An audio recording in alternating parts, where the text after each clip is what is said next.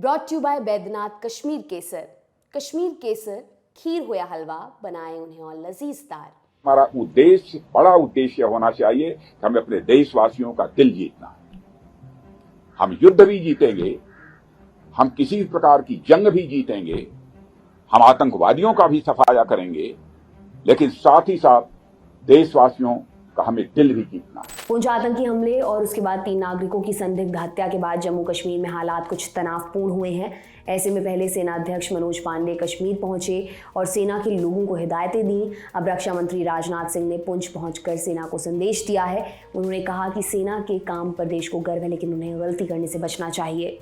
रक्षा मंत्री राजनाथ सिंह 27 दिसंबर को कश्मीर के राजौरी में एक दिन के दौरे पर पहुंचे। पुंछ आतंकी हमले के बाद सेना ने कथित तौर पर पूछताछ के लिए कुछ लोगों को हिरासत में लिया था। बाद में उनमें से 3 के शव मिले थे।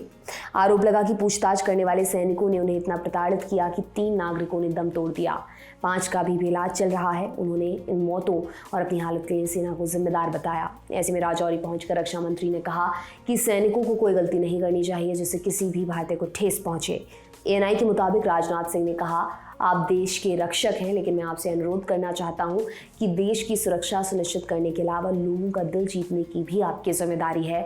ऐसी कोई भी गलती नहीं होनी चाहिए जिससे किसी भी भारतीय को ठेस पहुंचे। आतंकवादियों की बात करते हुए राजनाथ सिंह ने कहा कि समय समय पर उनके बीच जाकर देशवासियों के साथ उनका कुशल क्षेम पूछना,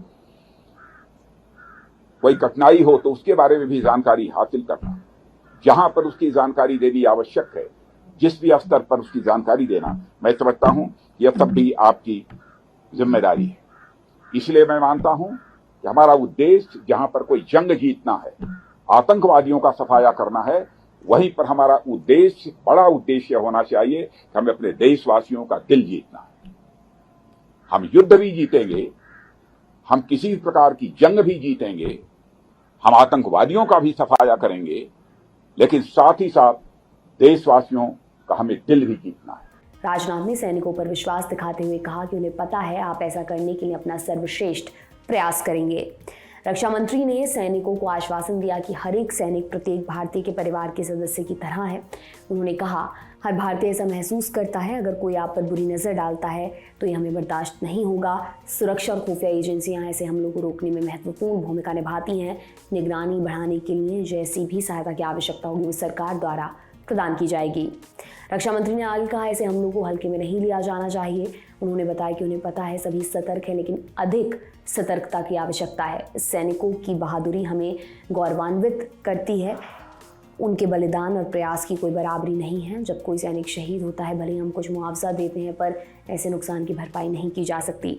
राजनाथ सिंह ने सैनिकों से ये भी कहा कि वे उन्हें आश्वस्त करना चाहते हैं कि सरकार उनके साथ है और उनकी सुरक्षा सरकार की प्राथमिकता है। रक्षा मंत्री ने सेना के जवानों को भरोसा दिलाया कि सारा देश सेना के साथ है। आपके लिए तमाम जानकारी लेकर आए थे हमारे साथी प्रशांत। मेरा नाम दिव्यांशी सुमराव है। आप देखते रहिए दी लर्निंग टॉप। शुक्रिया।